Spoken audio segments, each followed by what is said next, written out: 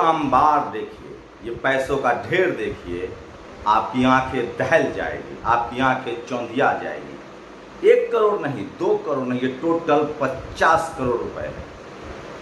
ED की जांच में, रेड में ममता बनर्जी के एक ब्राह्मण मंत्री के घर से मिला है।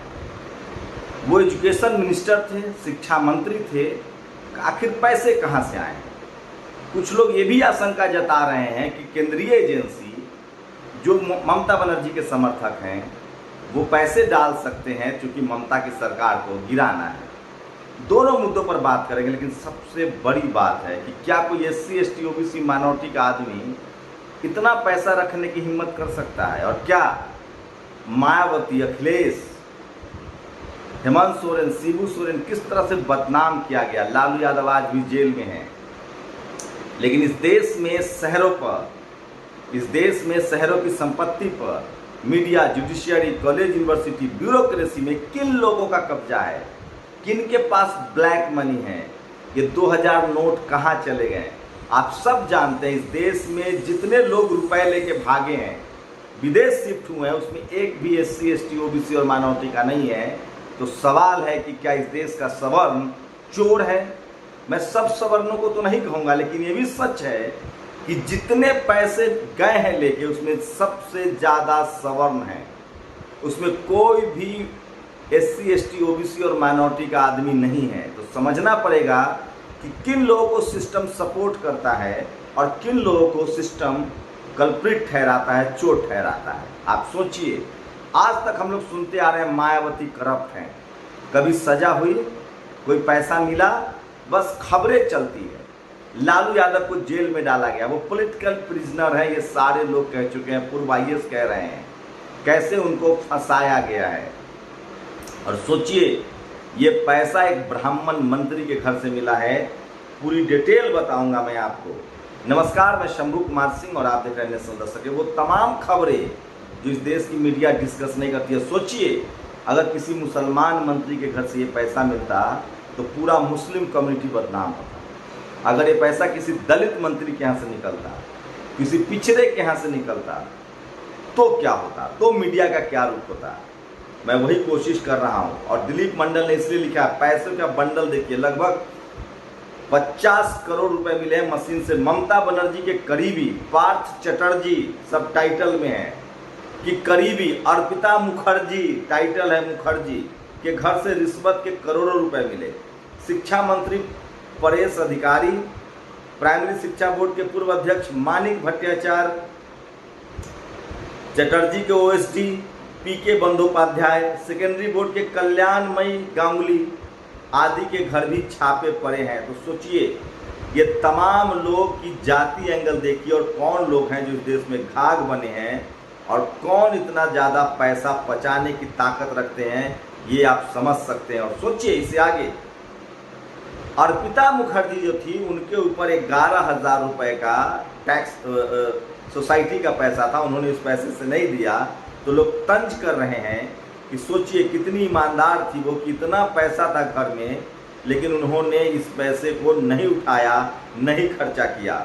लेकिन अब देखिए, ये उत्कर्ष ने लिखा है, किसी के पास रहने की जगह नहीं है, किसी के पास रखने की जगह नहीं है। लेकिन क्या इनका ब्राह्मण समाज बाइकआउट करेगा? लेकिन अभी मैं फिर कह रहा हूँ, ये शुरुआती आरोप है, इन पर आरोप लगे हैं, इसकी जांच होने दीजिए। बहुत सारे समर्थक हैं जो कह रहे हैं कि हो सकता है कि सरकार जानबूझकर कॉन्स्पिरेसी कर रही हो, ये वीडियो इस तरह से पैसे डलवाए गए हों। तो ये सबसे बड़ा सवाल है जो इस देश उठा रहा है कि आखिर इतना पैसा आ कहाँ से रहा है। और मैं फिर कह रहा हूँ, इस देश में शहरों पर कब्जा किसका है? Media, judiciary, college, university, bureaucracy. सोचिए, हाई कोर्ट की जज, महिला जज 8.5 करोड़ रुपया एक ज्योतिषी को देती है कि मुझे गवर्नर बनवा दो। वो पैसा कहाँ से आया था? आय से अधिक संपत्ति की जांच कब होगी? इस देश में दलित, पिछड़े, आदिवासी, अल्पसंख्यक नेताओं को लगातार परेशान किया गया है। सोचिए, मधु कोरा, कनी मोरी, ए राजा, माफ कीजिएगा, ये तमाम लोग जो उस समय टेलीकम्युनिकेशन मिनिस्टर थे, डी राजा, उनका नाम ए राजा था, डी राजा शायद लेफ्ट वाले नेता है, मैं कंफ्यूज कर रहा हूँ, सॉरी। तो सोचिए किस तरह से इन लोग को फंसाया गया है। लालू यादव, शिबू सोरेन जेल गए, अखिलेश यादव, मायावती के बारे में किस तरह के परसेप्शन फैलाए जाते हैं। लेकिन सोचिए, विदेश भागने वाला कोई नहीं है इस देश में, देश की नागरिकता छोड़ने वाला कोई नहीं। हम लोग इस देश को बनाने वाले लोग हैं। हम सड़क बनाते हैं, बिल्डिंग बनाते हैं, खेत जोतते हैं, किसान हैं। जाट, गुर्जर, पटेल, मराठा, कोई भागा क्या पैसा लेके? तो समझिए, तमाम खबरें हैं जो सोशल मीडिया पर वायरल है।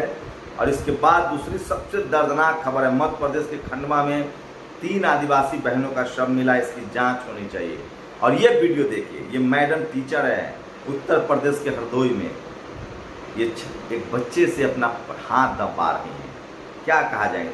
तो 2014 से 2022 तक ईडी ने 3500 छापे मारे हैं, लेकिन सिर्फ 23 लोगों को सजा हुई है।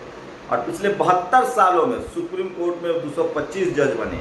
यादव, कुशवाहा, पटेल, निषाद, लोधी, गुर्जर, कुर्मी जैसी बड़ी जातियां एक भी जज नहीं बन पाई है, बैकलॉग पड़ा हुआ है। सोचिए, लोधी, गुर्जर, कुर्मी, कुम्हार जैसी बड़ी ओबीसी जातियां और दलितों की बड़ी जातियां, चमार, दुसाद, वाल्मीकि, पासी, धोबी, खटीक का यहाँ तक अब तक कोई जज नहीं बनाया गया। ये कास्टिस्ट कॉलेजियम है। सोचिए, अभी जो AB रमन्ना साहब हैं, जो रमन्ना साहब है चीफ जस्टिस ऑफ इंडिया, जो दक्षिण भारत से आते हैं, और ये उनके बारे में बताऊंगा। उन्होंने बड़ा कमेंट किया है मीडिया पर, वो लगातार हमला बोल रहे हैं। तो ये तमाम तस्वीरें जो मैं सोशल मीडिया पर वायरल, अब एक और स्कूल की ये वीडियो देखिए। ये महिला जो हैं वो टीचर हैं, मथुरा का ये वीडियो है। किस तरह से उनका पैर जमीन पर नहीं पड़ना चाहिए, पानी में नहीं जाना चाहिए। कितना शर्मनाक है ये सब, क्योंकि इस देश में सेंसिटाइजेशन नहीं हुआ है, ह्यूमैनिटी नहीं सिखाई जा रही है। जाति का अहंकार, पद का अहंकार, पैसे का अहंकार, ये इंसानियत पर भारी पड़ता है। और कौन लोग हैं ये? कौन लोग हैं जो जाति से 2500 सालों से जाति का आरक्षण खा रहे हैं? कौन लोग हैं जो अपने आप को जाति के आधार पर श्रेष्ठ कहते हैं? वही लोग पावर में बैठे हुए हैं, और उन्हीं लोगों ने सबके दिमाग में संक्रमण डाल दिया है। कोई यहाँ इंसान नहीं होना चाह रहा है।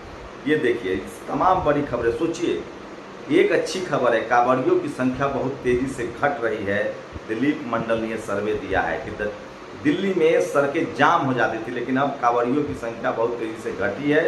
और बहुत मुश्किल है कि अब उनकी संख्या धीरे धीरे खत्म हो जाएगी। जैसे SC, ST, OBC, माइनॉरिटी, किसान जाति या जाट, गुर्जर, पटेल, लोधी पढ़ने निकले लगे। लेकिन ये दर्दनाक खबर है, कांवड़ियों के भेष में आतंकियों ने एक सेना के जवान की हत्या कर दी।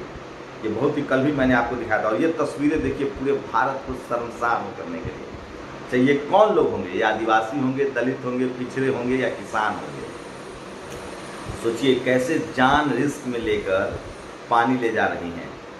बारिश पठान ने ट्वीट किया है, अभी तक इस बात की पुष्टि नहीं हो पाई है कि ये कहाँ का वीडियो है, लेकिन सोशल मीडिया पर वायरल है। किसी पठारी प्रदेश का लग रहा, हो सकता है SC, ST, OBC कोई आदिवासी ही हो।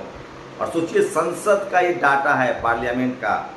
सरकार ने एक सवाल के जवाब में कहा कि 2014 से लेकर अब तक 22 करोड़ लोगों ने नौकरी मांगी थी। 22 करोड़ लोगों ने 7.5 लाख को भी नौकरी नहीं मिली है। और संसद में DMK, TMC, CPM तमाम सांसद धरने पर बैठे हैं। सोचिए, जब संसद में नहीं बोलने दिया जा रहा है तो हमारी आपकी बोलने वालों पर कितनी नज़र रखी जा रही है। और जालंधर में ED के खिलाफ प्रदर्शन है। कांग्रेस के जो पाप है ना, इसका पीछा नहीं छोड़ेगी। किस तरह से इन्होंने CBI के डर से विपक्षी नेताओं को डराया था, BJP वही खेल खेल रही है इनके साथ। मीडिया की जिम्मेदारी बनती है कि वो फैक्ट प्रस्तुत करे। CGI रमन्ना साहब ने मोर्चा खोल रखा है। तो सोचिए, देखने वाली बात है कि हर 10 साल के मुकाबले कांवड़ियों की संख्या 1/4 रह गई है। दिल्ली अस्त व्यस्त हो जाती थी, लेकिन इस बार कहीं कोई जाम की खबर नहीं आई। संसद के बाहर दिन रात धरना देते विपक्ष के सांसद। ये महंगाई पर चर्चा चाह रहे थे, सदन में नारेबाजी किया, निलंबित। संजय सिंह को भी निलंबित कर दिया गया है। तो ये तमाम बड़ी खबरें। और अब सबसे दर्दनाक खबर, IIT, IIM तमाम कॉलेज यूनिवर्सिटी को SC, ST, OBC, माइनॉरिटी जो कांवड़िए बने हैं, जिनको हिंदू कहा जा रहा है, जिनसे वोट लिया जा रहा है, उनको बच्चों के लिए गुरुकुल से भी ज़्यादा खतरनाक बना दिया गया IIT में। सोचिए, IIT दिल्ली के बायोकेमिकल इंजीनियरिंग विभाग में PhD के लिए OBC और ST छात्रों के 275 आवेदन आए थे, लेकिन इन वर्गों के एक भी छात्र को इस पाठ्यक्रम के लायक नहीं पाया गया। किसी का दाखिला नहीं हुआ। इसी प्रकार आईआईटी मंडी में एससी के 369, एसटी के 73 छात्रों का आवेदन करने के बावजूद बेसिक साइंस डिपार्टमेंट में एक भी सीट नहीं मिली। आप कल्पना कर सकते हैं इस तरह के हालात हैं इस देश में। आपके बच्चों को सोचिए, आईआईटी हैदराबाद, आईआईटी तिरुपति के कंप्यूटर साइंस के विभाग में 248 ओबीसी के छात्रों का आवेदन के बावजूद एक को भी पीएचडी के लायक नहीं समझा गया। आईआईटी मंडी एससी के 369 और एसटी के 73 छात्रों ने अप्लाई किया था मंडी में। आईआईटी हैदराबाद, आईआईटी तिरुपति में वहाँ तो जातिवाद एकदम सरांध मारा, 248 छात्रों, लेकिन एक भी नहीं समझा गया। बीएचयू मटेरियल साइंस विभाग का राजा 128 ओबीसी छात्रों में से किसी को भी पीएचडी लायक नहीं पाया गया। ये आंकड़े एक वानगी भर है। सोचिए आपके बच्चों के साथ क्या हो रहा है। आईआईटी, आईआईएम, एनएफ, आईआईएमसी, ये तमाम संस्थान है, जेएनयू, आपके बच्चों को मजदूर और मजबूर बनाया जा रहा है। और यही जातिवाद है। बहुत लोग कहते हैं कि गांव में जातिवाद ओबीसी करता है। बिल्कुल मैं मान रहा हूँ, वो बेवकूफ़ है, उनको नहीं पता है कानून उनको चक्की में पीस देगी। लेकिन शहरों में जातिवाद कौन कर रहा है? हमारी लड़ाई पावर सेंटर्स की लड़ाई है। अगर हम मंत्री, media, judiciary, college, university, bureaucracy और जुडिशियरी, बिजनेस में अगर जातिवाद खत्म कर पाए तो गांव का जातिवाद तो 2 दिन में खत्म हो जाएगा। कोई मुख्यमंत्री आ जाए, कोई कलेक्टर आ जाए, एसपी आ जाए, 2 दिन में जातिवाद गांव का खत्म हो जाएगा। आपको पावर सेंटर्स के जातिवाद खत्म करने पड़ेंगे। जब तक आप सीएम नहीं बनेंगे, पीएम नहीं बनेंगे, एसपी नहीं बनेंगे, डीएम नहीं बनेंगे, इंजीनियर नहीं बनेंगे, डॉक्टर नहीं बनेंगे, वैज्ञानिक नहीं बनेंगे। आप बताइए, किसी एक राज्य का मुख्यमंत्री चाह ले तो जातिवाद खत्म नहीं होगा? किसी एक थाने का दरोगा चाह ले तो जातिवाद खत्म नहीं होगा? तो उसके लिए पहले दरोगा बनना होगा ना, फिर एसपी बनना होगा, डीएम बनना होगा।